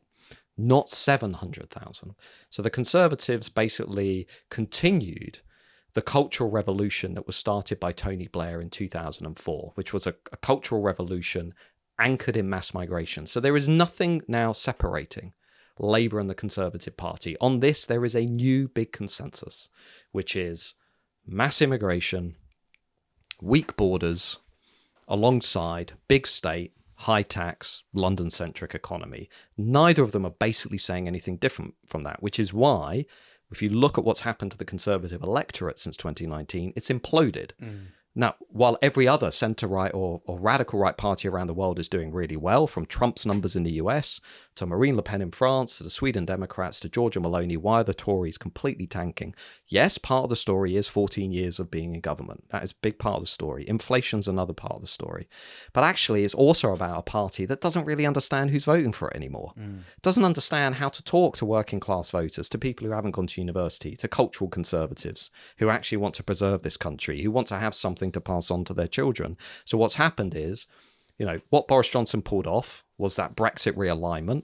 About 75% of Brexit voters voted for Boris Johnson and the Conservatives, right? 75%. That's phenomenal, remarkable. Completely locked down that Brexit vote. That number today is 40%. Right? So the Brexit voters have run for the hills. They're like, what the hell's going on with this party? I thought they were going to give me lower migration and strong borders, and they've basically lost control of the borders and given me mass migration. What's going on here? So now we're back to where we were in the early 2010s. A reform party with Nigel Farage as its honorary president. Basically, we're back to the early 2010s with the UK Independence Party. Reform is now averaging over 10% in the national polls. It's probably going to hit the Tories hard at the next general election. Why? Because they are saying to Conservative voters, you deserve better than this. You deserve the end of mass migration, no more net zero policies, strong borders, investment in areas outside of London. These are all the things the Conservatives said they'd do. Boris Johnson was very clear. He said, lower the overall numbers, level up Britain.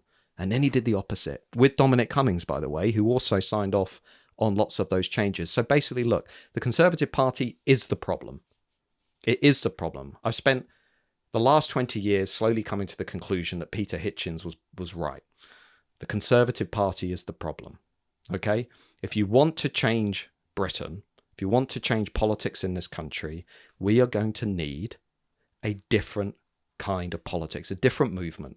I'm not saying that movement is the Reform Party. I'm not saying it's any other kind of party that we have.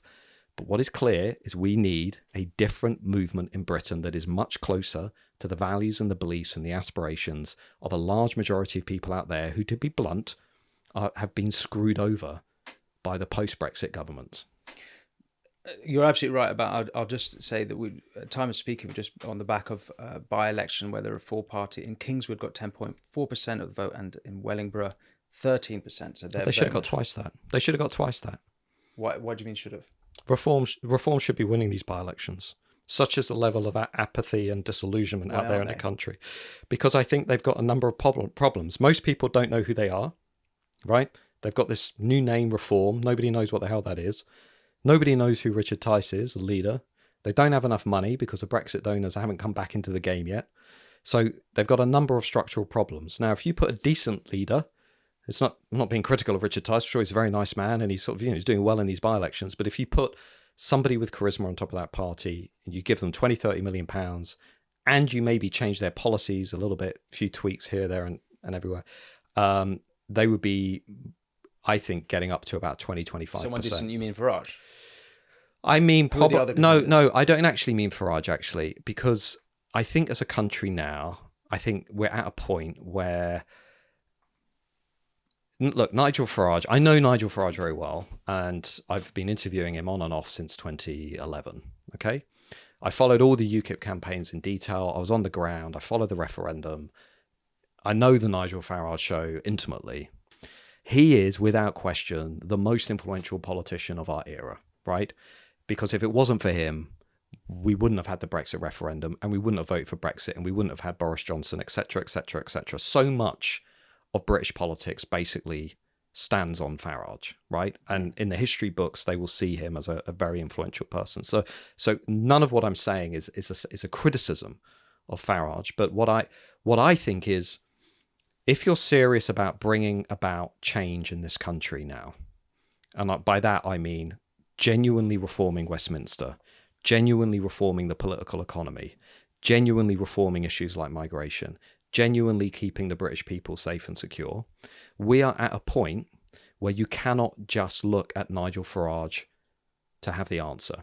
What I think the country is going to need is a coalition of people, including people from the millennials and Gen Z, new generations, who are capable of building something serious that's an alternative to the big two parties, that is well funded and is much more in line with where the British people are. That's not to say that that might not involve somebody like Nigel Farage, but it is to say that we aren't where we were in the 2010s. We've got a different set of problems facing us than what we had in the 2010s. And I think those problems are going to need different solutions. And if you look across Europe today, the insurgents that are breaking through, the challenges that are breaking through, the populists that are breaking through are often younger, smarter, very hungry, very clever, very sophisticated with social media and so on, having an enormous impact in their respective countries. And I think probably Britain needs to go through some kind of similar transition if it's going to actually shake up this broken consensus. On the issue of consensus, picking up on what I think might be a slight contradiction, or at least a contradiction in what I've understood in what you said. You describe a sort of new consensus in Westminster, but you've also earlier said that Labour drifted more radical left. Yeah. And so how can those things be squared? Well, they can be squared because the Conservatives haven't done anything about it. I mean, if you look at what's happened with the radical left, with the imposition of, let's say, woke ideology, gender identity, critical race theory, the identity politics, all the divisive stuff we've imported from America, I would argue, which is also now about to go on steroids with a Labour government at the end of this year. Labour are very clear in what they're going to do.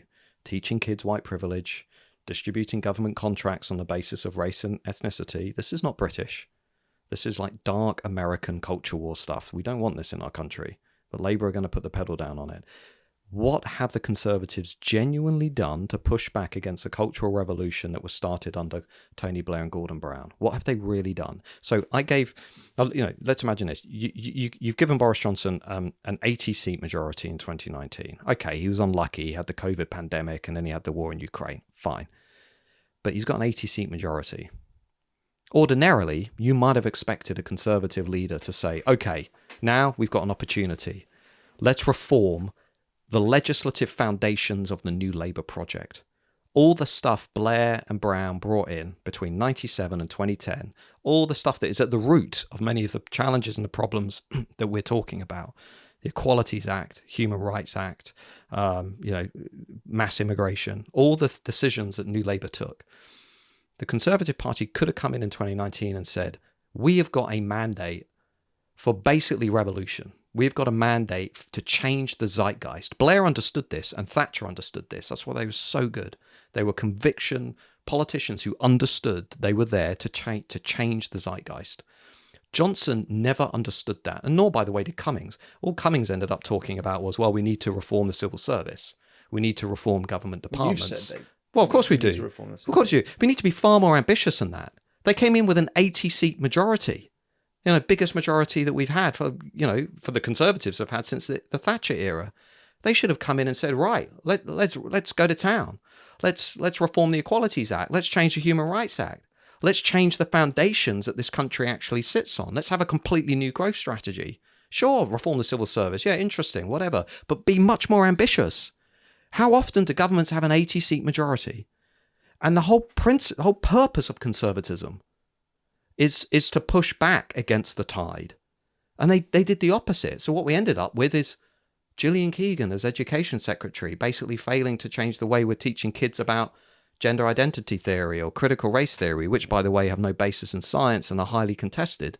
Or we have, Penny Mordaunt saying we need to be nicer to trans people or whatever. It's not a serious political pushback to what you would have expected from a Conservative Party with an enormous mandate for change.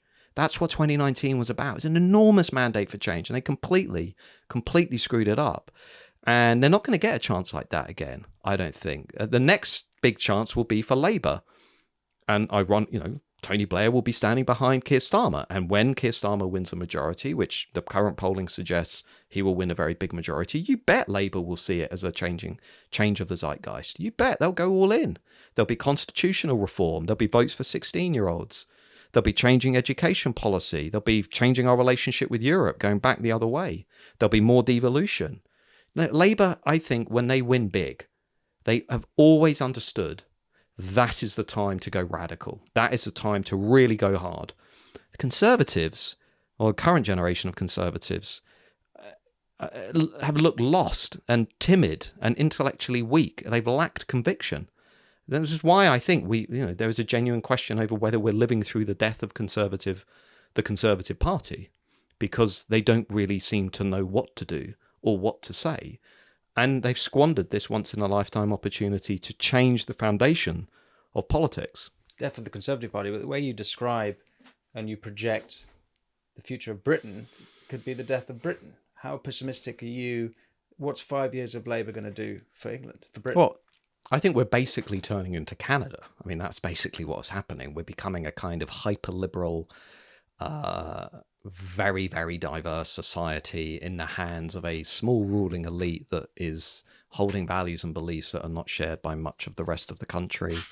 And I think we are going to see many of the changes that were introduced over the last 25 years accelerate and become a much more visible part of everyday life. And I think that will become increasingly obvious to British people over the next 5 to 10 years. I think they will see the pace of change, and we will become a more divided society.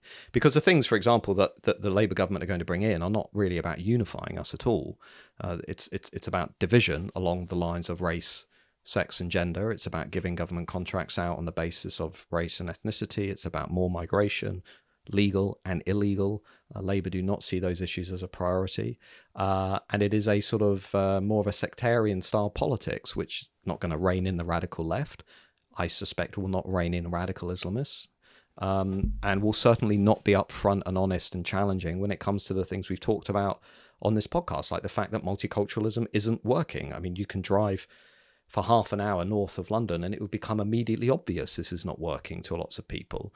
There'll be no serious discussion of that or how to fix it. And I think, therefore, we're going to be in... Well, the one cause for optimism is that we may end up on the other side of politics, on the right of politics, we may end up having a more serious attempt at reconfiguring the right of British politics. That is potentially one thing that may come from a very heavy Conservative defeat. I mean, there's an argument now that you really actually want Labour to win as strong as they can and get as big a majority as they can, because the worse the Conservatives do, the better the chance of actually getting a reconfiguration of the right. If the Conservatives fall to 100 to 150 seats, which current polling suggests they might do, then that opens up an enormous opportunity to have something different, to have an alternative to the Conservatives, a bit like Canada in 1993, when a party called Reform reshaped politics from the right, replaced the progressive Conservatives, they called themselves the progressive Conservatives, and changed Canadian politics. And that ultimately, led to a reconfiguration of conservatism. We may see some kind of attempt at that. We may see the emergence of a new party. That's, I think, a glimmer of hope, actually, in this country, that the Conservatives have done things so badly, have managed this so badly. The old joke among pollsters was you never see the Conservative Party go below 30% in the polls, because that's when you get to all the pro-Conservative pensioners in the retirement homes who have dementia and they don't know any different. They don't know what's going on in the country, right? But here we are, the Conservatives are averaging 24%. We've never seen this before. I mean, the Conservative Party literally is collapsing before our eyes. The swings that we're seeing at by-elections recently, the biggest in post-war history for any incumbent government. I mean, this is a party that is like turned off the entire country. Yeah. And it isn't just Partygate. It isn't just Boris Johnson. It isn't just Liz Truss.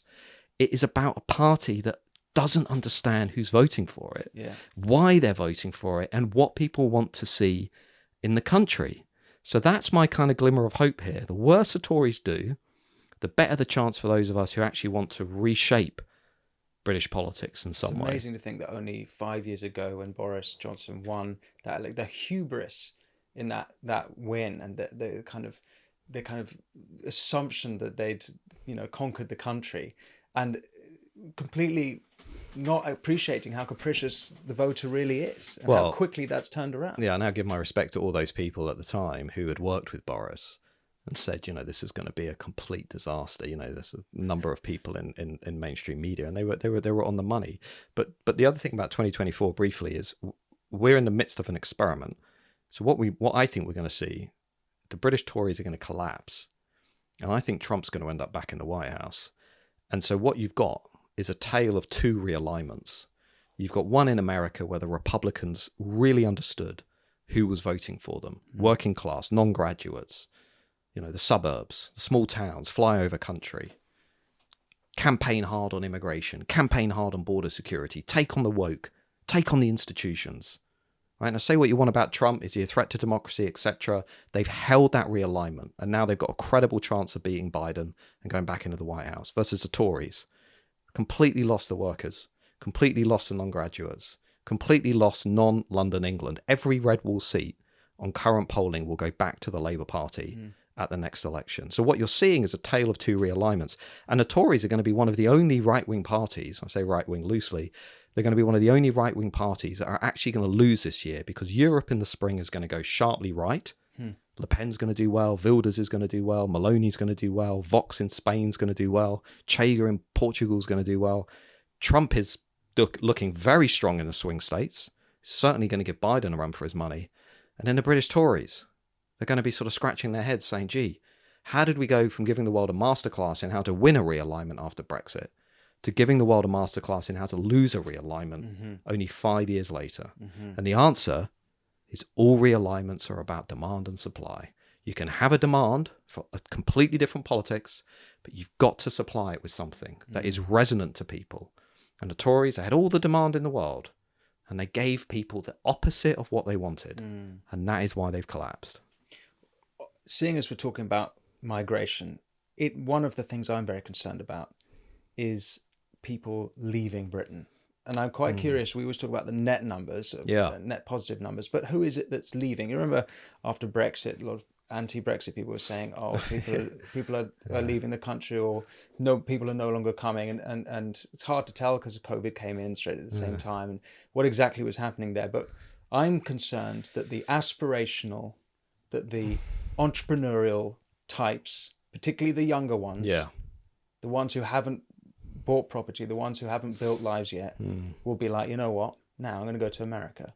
You know what? Yeah. No, I'm going to go somewhere. I'll go to Australia. I'll go to New Zealand. Well, they won't go that far. They'll go to Italy, which has just launched a new digital nomad visa, or they'll go to Portugal, or they'll be down in Fuerteventura with a laptop in a cafe. I mean, the Great Retreat. What my students would call the Great Retreat, right? What does that mean? 20-somethings just leaving Britain. Saying, why would I stay? Can't get on the housing ladder. This country's going to the dogs. Is that already happening? Yeah, lots of young people talk about the Great Retreat. It's Peter Hitchens has been advocating it for years. So basically running around London saying to young people on every podcast, why don't you leave the country, right? And lots of people are saying that because the quality of life is deteriorating, right? I've lived in Britain since 1981. I've travelled a lot, but I've been here for over 40 years. The quality of life is deteriorating. Public services are deteriorating. Quality of leadership is deteriorating. We have no serious response or answer to the big challenges facing us, from mass migration to crime to integration to who we are. To the birth rate is issue, 1.5 is going downwards. We don't know who we are. We don't know what we want. We are not a serious country in many respects, and that's saying something. We have no serious growth. We have declining GDP per head. We have no productivity. Our mid-level cities compared to mid-level cities elsewhere in Europe are nothing. It's London or bust, basically, right? We can't seem to even get train lines in northern England to work the way they should, okay? So, of course, if you're 25 or you're 30 and you think, I've got good prospects, why wouldn't you go to Italy or Portugal or get, 10, 20% tax rates? Why would you be here? The highest tax burden we've had pretty much in the post-war period. Also with the sharpest decline in living standards in the post-war period, or at least since 1955. Why would you stay here? This is and I think who's leaving? That's the interesting question, because people are leaving. Of the 1.2 million that are coming in over the last 2 years, we've got hundreds of thousands going the other way. And the short answer is we don't know exactly who's going, but I bet my money that there's a lot of Brits that are saying, I've had enough, I'm off. And that's a shame. I mean, that's also about. And that's partly also about the birth rates as well. I mean, when a society is not actively renewing itself, when there's such a collapse of confidence, when there's such a collapse of belief, that in itself speaks volumes. And I think that's what people can sense. I think that's what they can see around them, that the light in the eye has gone, has been turned down. It's very bleak. Can I finish on a more personal note? You have some very controversial opinions, Matt. Are they? Well, I would say everything. Everything I've said today is shared by 60 to 75% of the British public. Yeah, and probably about 2% of the academy. Yeah, sure. So you are a Persona non professor grata at the University of Kent. Yes. You're very public with these opinions. Yes. How, I'm hearing constant stories about, professors and people getting cancelled for all sorts of reasons for not towing the woke line. You've been vocally pro-populist, anti-what, certainly making the case for populism. I said the people voting. Yeah, I said the people voting for national populist parties have good reasons for doing so. Right. You've at least given them a fair hearing, which almost no one else in universities will openly do. So how is it? What is the story inside? Right at the beginning of this conversation, you talk about the way universities are bringing in a bunch of people, and I imagine there's a whole system where they need foreign students in order to get the money. Of course. What exactly is going on inside the academy? What's the story? What's life like for you? Well, the first thing I'd say is that many of the people who have been cancelled or chased off campus were friends of mine. So I would say I divide my career into BB and AB. So before Brexit and after Brexit. And by that, I mean 2016. So before Brexit, I had lots of friends and I got on with lots of people in academia and life was kind of easy and comfortable. After Brexit, I all of that sort of increasingly disappeared. Yeah. And I watched, as you know the story, Jordan Peterson disinvited from Cambridge, Kathleen Stock chased out of Sussex, Eric Kaufman basically harassed at Birkbeck, go on and on. So I watched all of these people I know. I mean, they're good people. But what I noticed was that 90% of academics basically voted to remain in the European Union. 10% basically voted for Brexit. I came out publicly and said, I think we should implement the vote. It's what people voted for. Also, I don't think the EU is a democratic organization. I don't really want to be in that organization. I think we can do better than the European Union. I think Britain is a remarkable special place. And I said that very publicly. So that obviously wound a lot of people up. And then when I started seeing non-conformist, gender critical scholars being chased off campus and so on, I actually said, we got to do something about this, and ended up with a bunch of renegade academics passing or helping to push through and design the Higher Education Free Speech Act, which is one good thing the Conservative Party did. So now basically every university in the country has a legal duty to protect and promote free speech, free expression on campus. And if they persecute or harass people like me or Kathleen Stock or Eric Kaufman or whoever, they can be fined by a regulator.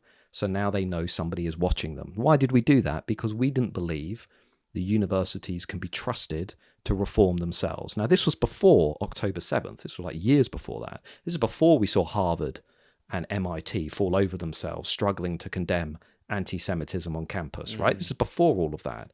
So we got ahead of it and we said, we've got to do something here. Now, obviously, within the universities, that basically made me a bit of a pariah. And I think there are two things basically academics loathe, actually. One is conservatives, and the other is academics who have a very public profile and go on the media. So now imagine if you're a conservative academic who goes on the media and has a public profile. Why do they hate conservatives? Well, it's the old saying that I know the whole country hates conservatives the Party at the conservatives think liberals are misguided and liberals think conservatives are evil. I mean, it's a clash of visions. I mean, it's Thomas Sowell's competing visions, and they do fundamentally think there is something evil about conservatism. But why are those people in the position to be educating students? How have they ended up my to argument dominate the universities? Well, and that's something that I think we should be fighting and really working to change. That's why I don't actually agree with setting up parallel universities. I know that people, Neil Ferguson and others have set up University of Austin. I think it's an important institution. In the UK, Eric Kaufman's just set up the Centre for Heterodox Social Science at the University of Buckingham. I think that's a really important initiative, and I think people should look at it if they're interested. In Savannah, Georgia, which is Ralston College. Ralston College. Is the Chancellor Stephen Blackwood. And I think these are all really important things because it's about contributing to the ecosystem. But I actually disagree that the future lies in setting up parallel institutions, because ultimately what you're then saying is, well, liberals go here, conservatives go there. I would much rather us fight to try and reform some of these existing institutions while also strengthening the ecosystem, right? Let's have some of these other entities, but fundamentally we need to actually focus on saving and changing these institutions. And one reason why, on a personal note, I don't think people came for me in a way they did go for people like Kathleen Stock and others. Firstly, I avoided the kind of sex gender debate because I don't work on it, I don't research it. But also I think I took a decision early on in that if you become very high profile, the universities generally will not go after you because they know there are going to be reputational consequences if they do. That's new, right? Because that might not have been the case 5 years ago. Possibly. I mean, I remember talking with Jordan Peterson about this. I think there are two things you need to do if you want to say something countercultural in the universities. One is you need to have financial insulation, because people will come after you and they will try and cancel you. Good friends of mine, former friends, actively tried to do that to me. And I know you've been through similar trials, but actively tried to basically get me sacked. So you need financial insulation, but you also, I think, need profile. So people know if they really do come after you, there is going to be an almighty storm. And most university administrators at the end of the day will think, I can't actually be bothered with that. It's probably not in our interest to do that. There was no great acceptance of viewpoint diversity. Like I know people are not around me saying, we're going to let Matt say what he thinks because we think it's important and we believe in free speech. I know there have been all kinds of low-level campaigns and tactics to basically try and dislodge me. But ultimately, if you've got financial insulation and you've got a profile, you can basically withstand it. There are enormous consequences, though. You won't be invited to events. You find it harder to publish. You will get a really tough time when it comes to getting research grants. It's what we call the chilling effect. So what you'll notice is people will just gradually start moving away, and you will become aware of the fact that you are a pariah. Now, if you believe in what you're saying, a lot of that stuff is completely manageable because you get strength from integrity, and you get strength from being true to your beliefs and who you are. And on a personal note, I've yet to meet anybody who has, I kind of keep waiting for the day where somebody's going to pop up and demolish all of my arguments and make me realize I've been really stupid and I've got something wrong. But it just doesn't happen. And I think what I'm trying to say is I've sort of gone up against what I would call this new religion. Like I've called it out in a lot of areas, free speech, universities, migration. And I actually think at the end of the day, it's a bit like, the emperor's not wearing any clothes. I don't think the arguments are there. I really don't. And it's like a religion. And I've sort of committed, blasphemy. And so therefore I'm thrown out. And it's worse being an insider, becoming an outsider, than being an outsider and always being an outsider. It's much worse. So the treatment, if you go on social media, you'll quickly see the sort of, if you've been an insider in the academy and you've become an outsider and a rebel or whatever, they hate you twice as hard than if you were already an outsider. Why is that? Because you're one of theirs. You're an apostate. Yeah, you betrayed the cause. Yeah. You've called it out. And so the intensity that comes with it, and I'm talking about, these are people I spent a lot of my life with, socializing, writing papers with, working with, who became very ugly, immature, nasty bullies, is how I would describe them, to the point that I would not knowingly associate with them outside of unless I absolutely had to through work. And it's very unfortunate. You're how they've just been treating you personally. Oh yeah. Enormous, yeah. And I've seen that to friends, and much more serious consequences. People have lost their jobs, they've lost their livelihoods. I've been at dinner with professors in the US who tell me, they're taking all kinds of pills to go to sleep at night because of the harassment, because of that sort of the culture of intolerance. And it's always been there. Academics are notoriously jealous of one another. The old saying that they fight so hard because the stakes are so low. But then when you inject politics into it and you inject media into it, a bit of fame, bit of success, God forbid, you write a best-selling author, a best-selling book, and you're a conservative, and you're really, they hate that, Yeah. And you just sense it walking around. Students love it though. Yeah. Oh, do they? Yeah, they love the students love it. Oh, they like. Well, I'd have thought maybe that the students were even more progressive. No, I you used were to. Even more of a no, it's the opposite. Dangerous thinker. I used to teach a third year course, and every time they came to me in the third year, they would always say, "I've been really looking forward to this because I feel until now, I've been getting the same view from everybody." Well, isn't that encouraging? Well, I think I don't believe in this whole snowflake thing. I think students are much more curious and intellectually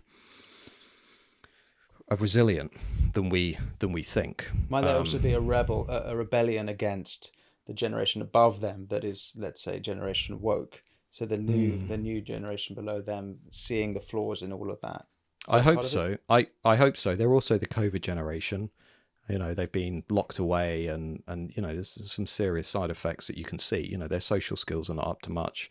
Interpersonally, they're not quite there, but they are very curious, and I think they've come into this world, and they, Ukraine, Middle East, Yemen, populism, Trump, immigration. Imagine, absorbing all of this as an 18, 19-year-old, and so they're curious. They want to know what's going on, but I think many of them do sense that the institutions have not quite delivered to the extent that they really should have delivered. So hopefully the tide is turning.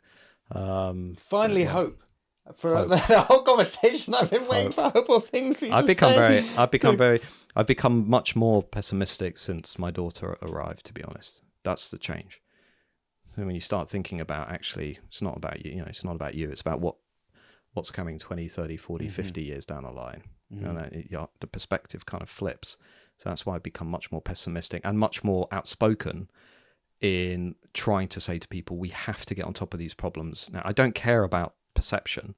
That guy's this, that guy's that. I don't care about any of that. We have to actually resolve these problems, long-term problems. We've got to do it now, right? We need a different politics, ASAP. Have to get on board and fix these problems now. And as you said, your opinions are held by the majority of the country, as your polls shown again. Absolutely, and you see that on social media. Yeah.